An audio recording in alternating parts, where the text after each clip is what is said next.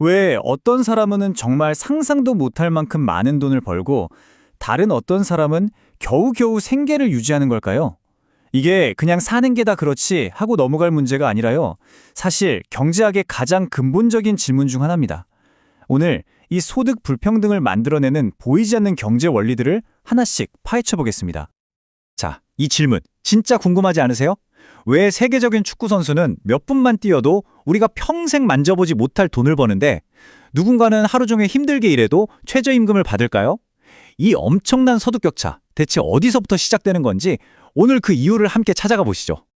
이 거대한 질문의 답을 찾기 위해서 우리는 총 5가지 단서를 따라가 볼 겁니다. 첫째, 내 직업의 가치는 어떻게 정해지는지. 둘째, 돈이 돈을 버는 원리는 뭔지. 셋째, 그래서 우리 사회는 지금 얼마나 불평등한지. 넷째, 그 결과로 나타나는 빈곤과 양극화 문제. 그리고 마지막으로 이 격차를 줄일 방법은 없는지. 이 순서대로 살펴보겠습니다. 좋습니다. 그럼 첫 번째 단서부터 한번 찾아볼까요? 우리 대부분 소득의 원천은 바로 일이잖아요. 여러분의 월급이 어떻게 결정되는지 그 비밀을 품고 있는 노동시장의 원리부터 들여다보겠습니다. 왜 어떤 직업이 돈을 더 많이 벌까요? 경제학자들은 그 답을 인적 자본이라는 개념에서 찾습니다. 이게 뭐냐면요. 우리가 대학에서 공부하고 자격증을 따고 회사에서 경력을 쌓는 이 모든 노력이 마치 기계에 투자하는 것처럼 나 자신의 가치를 높이는 자본이 된다는 뜻이에요. 타고난 재능과는 또 다른 이야기죠. 이 원리는 숙련 노동과 미숙련 노동을 비교해보면 아주 명확해져요. 한번 생각해보세요. 실력 있는 외과 의사가 되려면 수년간의 엄청난 교육과 훈련이 필요하죠. 그러니까 공급은 적을 수밖에 없는데 사람들은 실력 있는 의사를 계속 찾으니까 수요는 높아요. 당연히 몸값이 치솟는 겁니다. 반면에 특별한 기술이 필요 없는 일은 할 수 있는 사람이 많으니까 공급이 넘쳐나고 임금은 낮아지게 되죠. 결국 가장 기본적인 수요와 공급의 법칙이 우리 월급에도 그대로 작용하고 있는 셈입니다. 근데 현실은 이론처럼 그렇게 간단하지가 않죠? 혹시 한 번 비정규직은 영원한 비정규직 이런 말 들어보셨어요? 바로 이중노동시장 이론이 그 씁쓸한 현실을 설명합니다. 안정적이고 대우가 좋은 1차 시장과 임금이 낮고 불안정한 2차 시장 사이에 보이지 않는 벽이 있다는 거예요. 한번 2차 시장에 발을 들이면 1차 시장으로 넘어가기가 너무나도 어려워서 가난의 굴레에 갇히기 쉽다는 거죠. 우리 그런 말 많이 하잖아요. 월급만 모아서는 부자 되기 힘들다. 맞습니다. 소득 불평등을 만드는 또 하나의 거대한 축, 바로 돈이 돈을 버는 자본의 세계로 한번 들어가 보겠습니다. 이거 다들 아시는 조삼모사 이야기죠. 보통 어리석음을 비유할 때 쓰잖아요. 근데요, 경제학적으로 보면 이 원숭이 사실 굉장히 합리적인 선택을 한 겁니다. 아니, 총 개수는 똑같은데 왜 이게 합리적일까요? 바로 보상을 받는 시간이 중요하기 때문입니다. 그 비밀은 바로 현재 가치라는 개념에 있습니다. 아주 간단해요. 오늘의 10,000원은 내일의 10,000원보다 더 가치 있다. 딱 이겁니다. 왜냐고요? 오늘 10,000원을 받으면 당장 은행에 넣어서 이자라도 불릴 수 있잖아요. 원숭이는 이걸 본능적으로 알았던 거예요. 나중에 받을 도토리보다 지금 당장 받는 도토리가 더 이득이라는 걸요. 이 원리가요, 기업이 수십억 원짜리 기계를 살 때도 똑같이 적용됩니다. 이 기계를 사면 앞으로 10년, 20년 동안 얼마를 벌어다 줄까? 이걸 전부 지금의 가치, 즉 현재 가치로 바꿔서 계산해 보는 거예요. 그리고 그 총합이 기계값보다 클 때만 투자를 결정하는 거죠. 바로 이런 투자들이 모여서 자본이 스스로 돈을 불려나가는 시스템을 만드는 겁니다. 자, 이렇게 우리가 일해서 버는 돈, 그리고 돈이 벌어다 주는 돈, 이게 다 합쳐졌을 때 우리 사회의 소득 분배 성적표는 과연 어떤 모습일까요? 이제 불평등의 정도를 재는 자를 함께 들여다볼 시간입니다. 먼저 이상적인 그림을 한번 그려볼게요. 만약 우리 사회가 완벽하게 평등하다면 어떨까요? 당연히 소득 하위 20%의 사람들이 전체 소득의 20%를, 하위 50%가 50%를 가져가겠죠. 이 상태가 바로 완전 평등 상태입니다.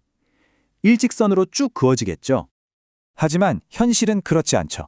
경제학자들은 이 현실의 소득 분배를 로렌스 곡선이라는 걸로 표현하는데요. 아까 그렸던 완벽한 평등선이 팽팽하게 당겨진 활시위라면 현실의 로렌스 곡선은 아래로 축 처진 활대 모양을 하고 있어요. 이 직선과 곡선 사이의 공간이 넓으면 넓을수록 우리 사회가 그만큼 불평등하다는 신호입니다. 경제학자들이 이걸 그냥 들 리가 없죠. 저 벌어진 공간의 넓이를 숫자로 딱 표현할 수 없을까? 고민하다가 만든 게 바로 지니계수입니다. 방금 본 로렌츠 곡선과 완전 평등선 사이의 저 빈 공간의 크기를 0과 1 사이의 숫자로 간단하게 나타낸 값이라고 생각하시면 돼요.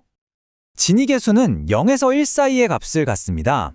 0에 가까울수록 모두가 소득을 똑같이 나눠 갖는 완전 평등 상태고요. 1에 가까워질수록 한 사람이 모든 소득을 독차지하는 완전 불평등 상태를 의미해요.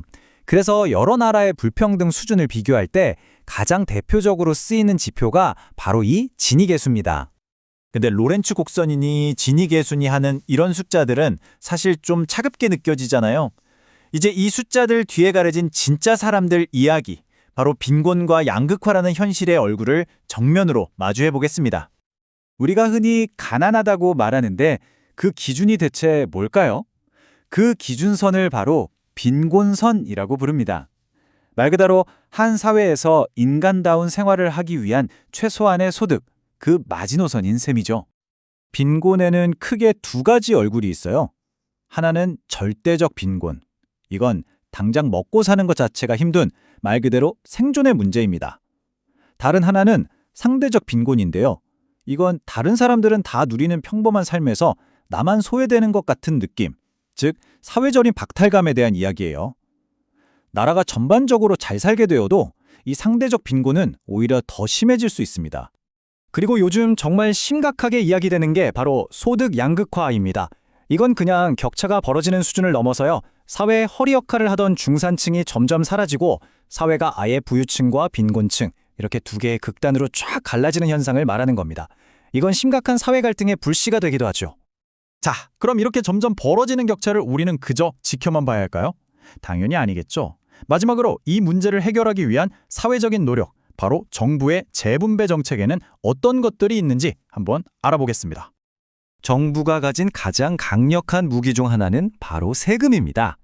누진세는 많이 버는 사람에게 세금을 더 많이 걷어서 위에서부터 격차를 눌러주는 방식이고요. 반면 부의 소득세는 한 달 더 나아가요. 소득이 일정 수준 이하인 사람들에게는 세금을 걷는 게 아니라 아예 정부가 현금을 지원해 주는 거죠. 아래에서부터 소득을 직접 끌어올리는 아주 적극적인 정책입니다. 하지만 재분배라는 게 말처럼 쉽지가 않아요. 철강왕 앤드류 카네기의 이 유명한 일화가 그걸 아주 잘 보여주는데요. 누가 자기 재산을 가난한 사람들에게 공평하게 나눠달라고 하니까 계산을 딱 해보더니 비서한테 이렇게 말했다고 하죠. 이분께 16센트 드리게. 그게 이 사람 몫일세. 부의 규모가 얼마나 거대한지, 그리고 그걸 단순히 나누는 것만으로는 문제가 해결되지 않는다는 걸 보여주는 씁쓸한 이야기입니다.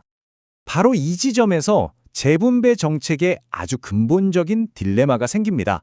바로 효율성과 공평성 사이에 끝없는 줄다리기죠. 공평성을 위해 복지를 너무 늘리면 사람들이 일할 의욕을 잃어버리는 복지병에 걸릴 수 있고, 반대로 효율성만 너무 따지다간 불평등이 손쓸 수 없이 커져버릴 수 있거든요.